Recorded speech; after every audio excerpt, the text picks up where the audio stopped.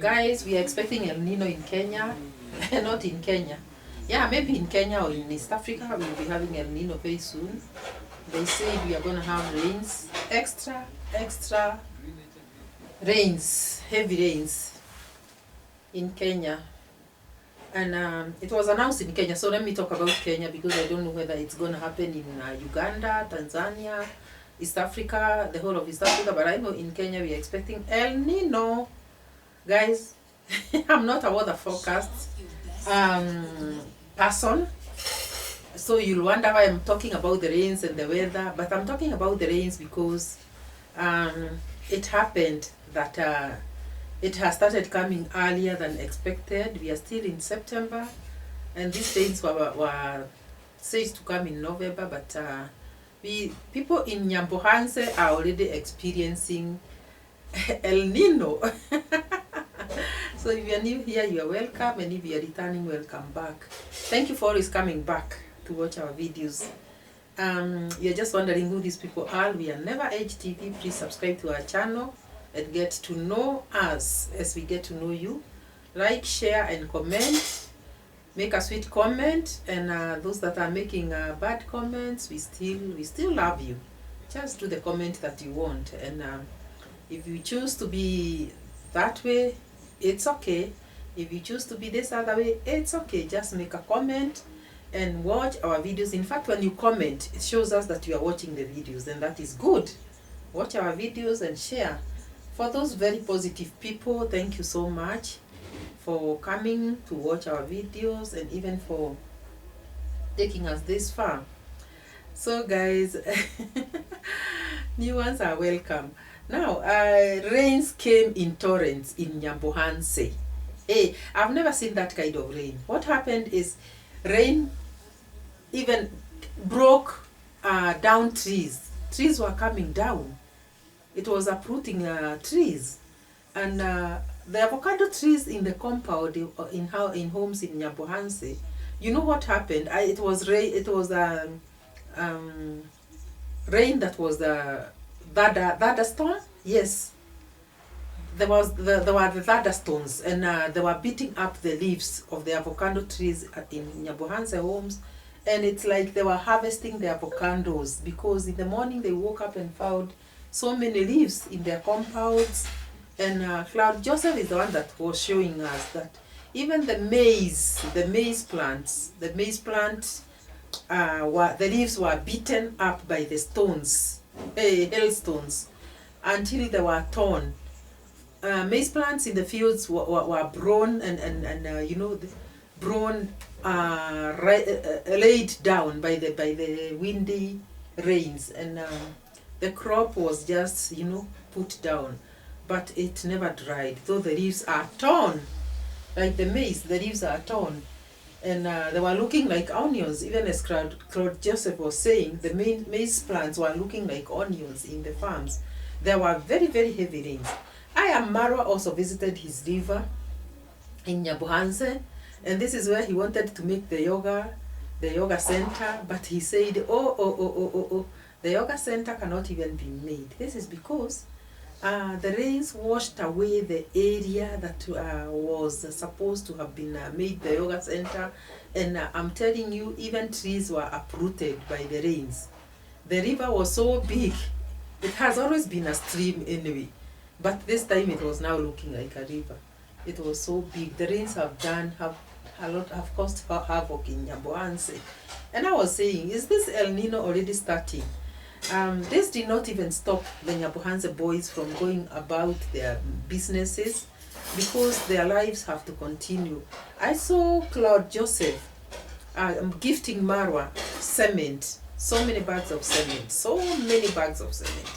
And I was even thinking about the lives that we live today, and thinking that when we are employed in offices or wherever we are employed in businesses, wherever we are employed, we look at our bosses as the only people who should gift us. We are like, hey, this guy has not even given us any bonus. Even when they pay us for years and we build ourselves up, never do we ever remember to go back to them and gift them and even say, thank you, boss, You employed me when I didn't have anything. Now I have everything. I've come to say thank you, because this far it is you who has brought me up. No, we still keep looking at up at our bosses to continue gifting, and at times even our bosses go bankrupt. And even when they go bankrupt, we keep talking about them, saying they thought they would be up there all through, but now here we are still floating when they have sunk. We don't see like bosses can also be gifted. We don't see like they also need support. But this is not what I saw with Claude Joseph. Claude Joseph went gifting his boss, I am Marwa, so many bags of cement. And I saw this happen also with Minhawi. Minhawi also brought cement. And even a lady like Irene James, she also brought a lot of cement to Marwa. And this was very, very encouraging, guys. And it was a very, very good sign, because it shows that you can remember to also give to your boss who brought you from something, from nothing to something. And Marwa has been gifted so many gifts, have been given so many gifts by the people in Nyambohanse. But this one of the young boys gifting their boss touched my heart, and I said, this is a lesson we should learn from these boys. These boys in Nyambohanse will never cease to amaze me, because actually they do things that I appreciate so much. I appreciate giving. Giving is very, very good. And even Marwa has always been given by even bigger and smaller people in the world. Even when he travels out there, you can see people gifting Marwa all the time. And Marwa really appreciates. Do you remember like when he was coming back to Kenya from the US, the very last day he was in New York City and was connecting to Africa. You know, the guy that brought him, the previous day, a friend of his brought him so many t-shirts and hats. And you could see Marwa appreciates so much, because Marwa has got that heart of appreciation, and that is why he's gifted, even as he gifts. Because even as we look at him being gifted, we also know that Marwa gifts a lot. He gives a lot. When he gives you a shout out and your channel comes from 0 to 3,000 subscribers within 2 days, what do you think that is? You meet Marwa and you talk to him about your problems, that maybe you want to open a YouTube channel, or you have opened a YouTube channel and you are stuck with 400 subscribers. This guy will just give you a shout out and will give you the guidance on to how to grow on your YouTube channel. And the next thing you do is that you find yourself with over 3,000 subscribers. It happened to the 2 visitors that came visiting him last week. And early this week, no, not last week, early this week. And it was a miracle, coming to see somebody who had 500 subscribers, having 4,000 subscribers in 2 days. It is a miracle. So you start benefiting from Marwa's generosity right from there. So why do people say that Marwa is begging when he's asking people to help him? Even this particular time that he's finishing his Villa Melegin. By the way, that's the name of that villa. Villa Melegin. I think even as he asks that if you are willing to assist, you can continue assisting him, because he's building that villa. He has a party to host. He has a, he's using so much resources to accomplish the work that he's doing in the meantime, in preparation for the party and also for the completion of his villa. By the way, I found him having started fixing the tiles, and they were so beautiful. Those tiles are so beautiful, and so the minute these tiles are fixed in the whole house, that house will actually be the villa that it is supposed to be.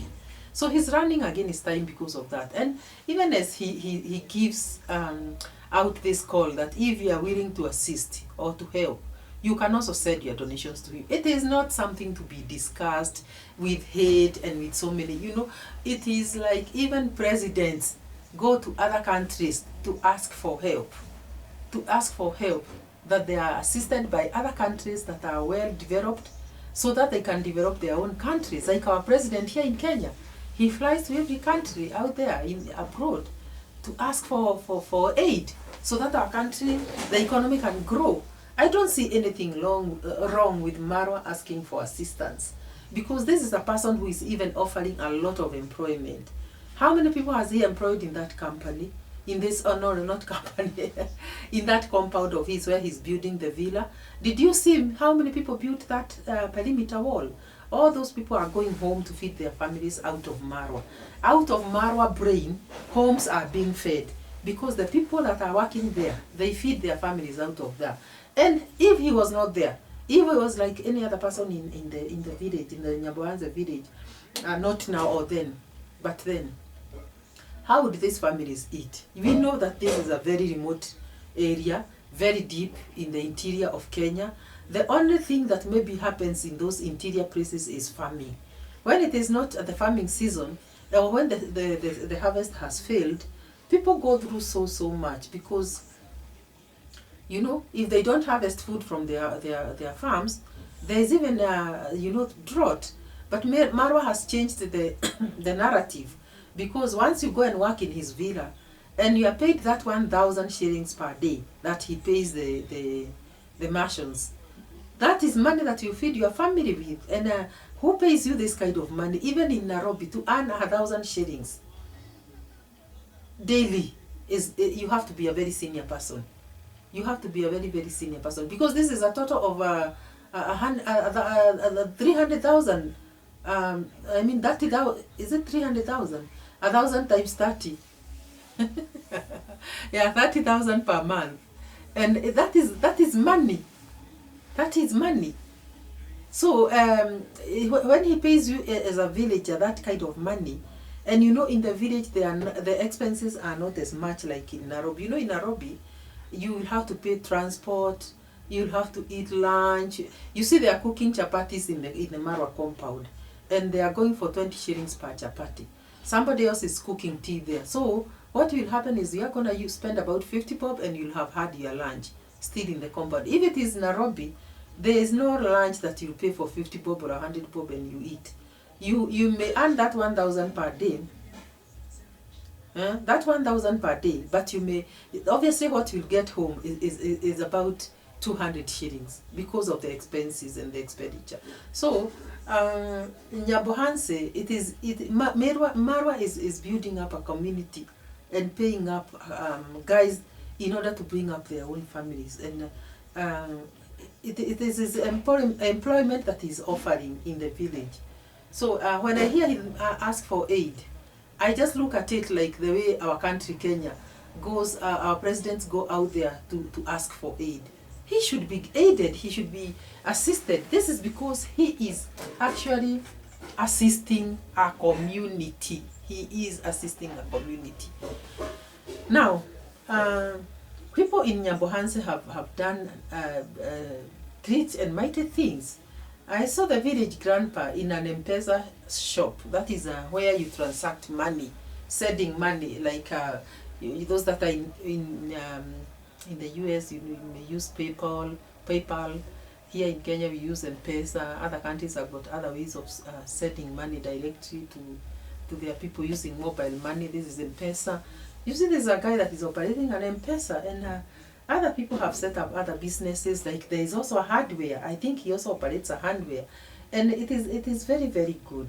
So most of this money is circulating in Nyabohanse, and that's why I'm telling you this town is going to grow to very high heights. You remember, like now, I had Marwa call somebody yesterday, the day before yesterday, and asked for so many bags of cement, 150 bags of cement. And this is not the first day that he is asking for 150 bags. From the time he started constructing the perimeter wall, I know he has used bags and bags and bags of cement. And I'm imagining that the hardware from where he buys, you can imagine how much profit they make, because the quantities that he's buying are so big. So this person must be profiting somebody out there out of what he's doing, and other people are also profiting from him because he's paying them. And this is how the economy grows. This is how a town grows. This is how people benefit in the village. So as much as it rained and maybe the crops in the farms were destroyed by the rains, still I want to tell them that they should take heart, because what happens is that the following day, when the rain stops and the sun comes up, this maize crop will still come up.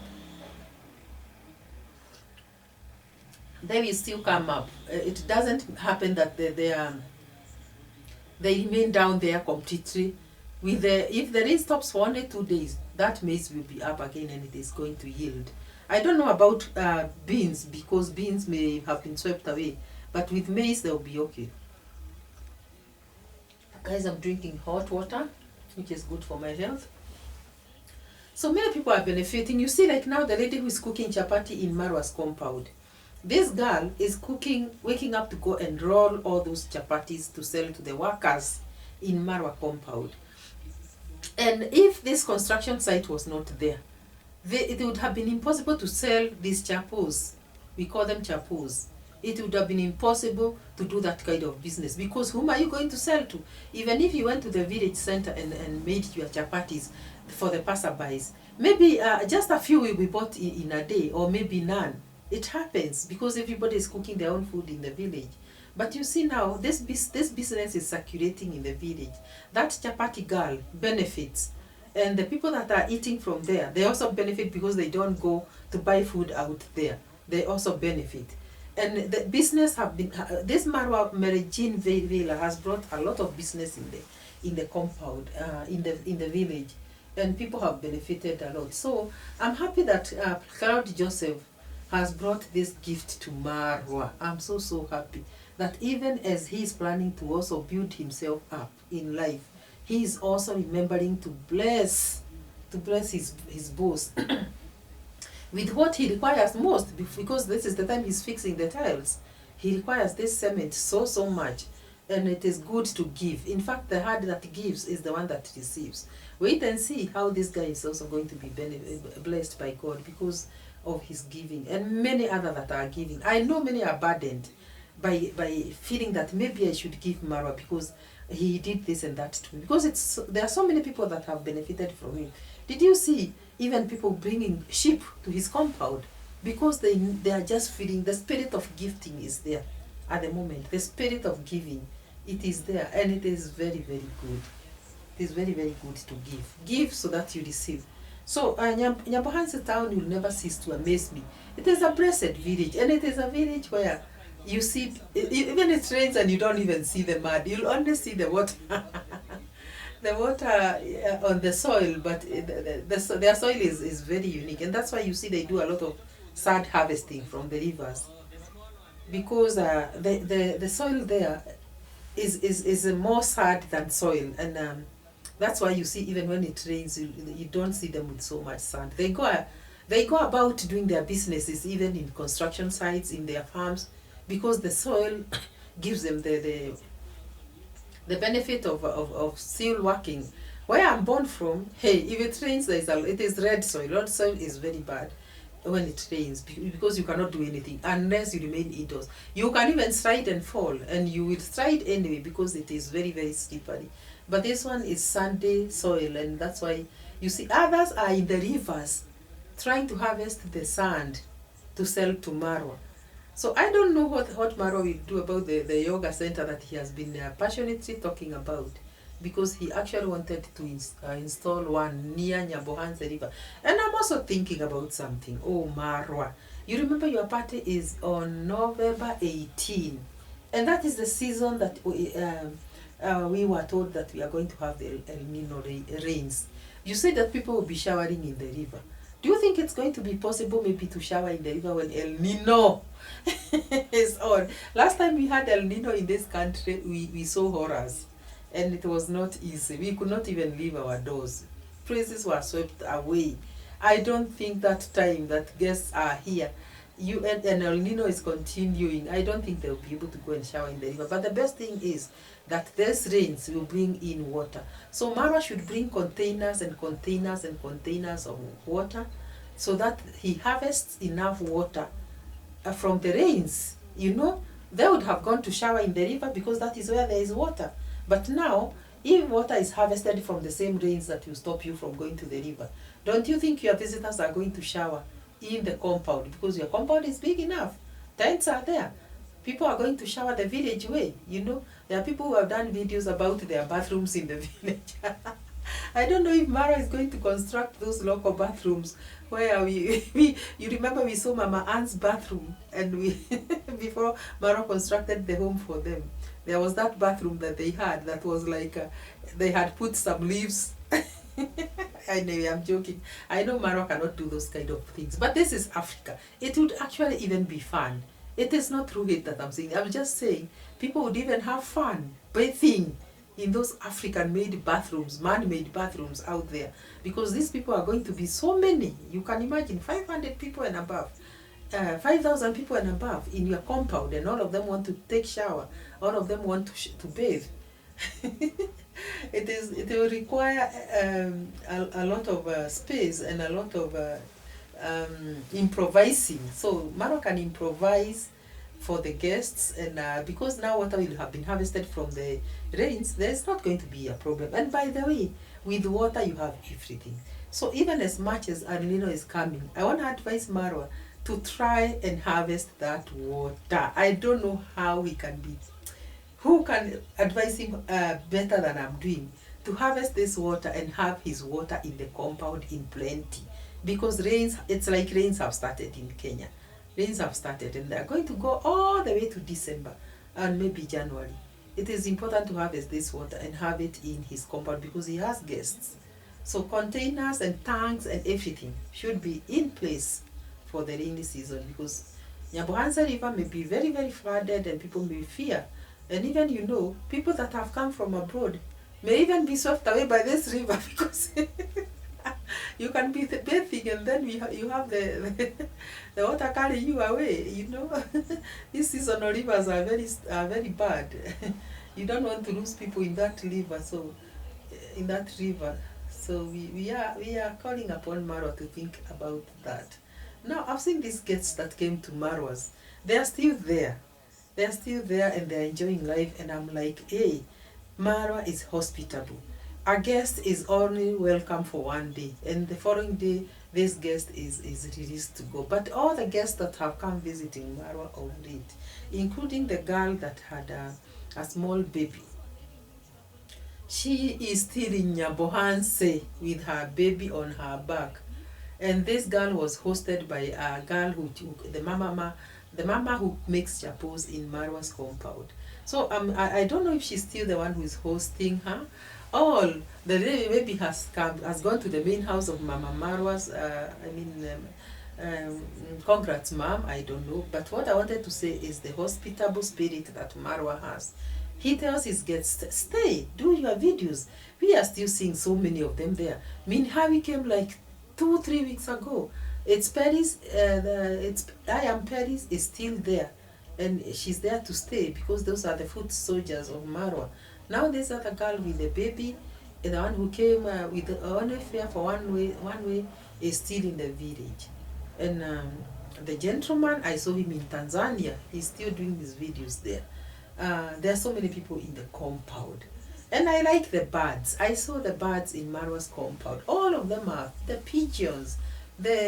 What do you call this other bird that makes a lot of noise? You know, those birds have got names. Unfortunately, I don't know them. But Marwa's birds are there in his compound, and they are just enjoying, and they are being fed. You can see how happy they are if you watch his videos. So I think Marwa feeds even the birds of the Who would talk about Marwa? The guy who feeds even the birds of the air. I think it is very, very interesting. I see Nyabohansa people taking porridge all the time. Porridge is that concoction. Is it a concoction? It is a concoction, yes. Unga that is made of flour, millet, and water. And they make that solution, thick solution that is called porridge. Everybody knows porridge. I think that is the one that many people in the village take, because even Congrats Mom, whenever guests are in her house, you'll always find her entertaining the guests with a thermos flask full of porridge, millet porridge, and then matoke, that is bananas, and most of the times chapatis. She likes making chapatis for her guests and family. So go to Nyabohansa and you'll never go back to your own home, because there you are welcome. Though Marwa today has said, please don't come to my home anymore. just buy the master class, because I am only one and you are many. If you come all of you, how will I even be able to work? And you see, I am required to work. This villa is waiting to be complete for the guests that are coming in November 18, on November 18. So you come, you take so much time that I have, and I'm unable to, you know, to manage my villa. That was Marwa's call. And unfortunately, Marwa's grandfather passed on last night. You remember the 99-year-old grandpa? He passed on last night, and Marwa said he's not giving the official statement about his grandfather's death, and he's celebrating his life. But it's the family that should give the official announcement that grandpa is dead. But I don't even think that there's anything official about death. When death strikes, you just tell people so and so has passed on, because we will all pass on at one particular time. And this grandpa has lived his life to the fullest. We have always seen him. We always saw him with David Jr. We know him so well. We saw the kind of life he was living. We saw David Jr. renovating his house for him. And we have always known this Muse. This Muse is a grandpa. So if he went to be with the Lord, I think there's nothing official to be announced. It is just about burying the old man. And Marwa said there's nothing about crying about the grandfather dying, because this man had lived his life to the fullest. It is only about saying, yes, grandpa, go well, because he lived his life to the fullest. He had a very big family. Congrats mom is one of the daughters. And there's nothing to cry about somebody dying out of old age. The thing to do is just to celebrate his life and give thanks. So, even as Marwa said, he doesn't want to talk much about the death, because he is not the official person. He's only one of the nephews and grandchildren. He's only one of the grandchildren. So I know and I heard that he is dead. So there's no secret about his death. So guys, this grandpa is gone, and it is officially true that he is gone. So guys, these are the Nyabohanse stories. I don't know what part I'm going to say this is part what, but stories from Nyabohanse are going to continue. Those are the series we are doing at the moment. And now, as I end this video, I want to ask you to continue subscribing to this channel. And thank you for those that are continuing to subscribe. Watch the videos up to the end so that we can get the watch hours, guys. We have to be monetized, never HTV. So watch the videos up to the end, and like, share, and comment. And guys, we'll see you in the next one. Bye-bye. Aurelia? Oh.